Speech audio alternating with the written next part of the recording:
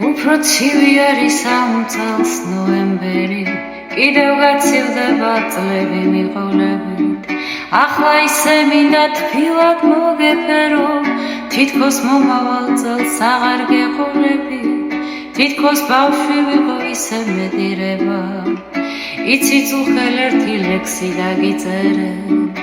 არის უსარგებლო ყველა შეპირება, მაგრამ ეს სიტყვები ჩემს თავს გაგიწევენ.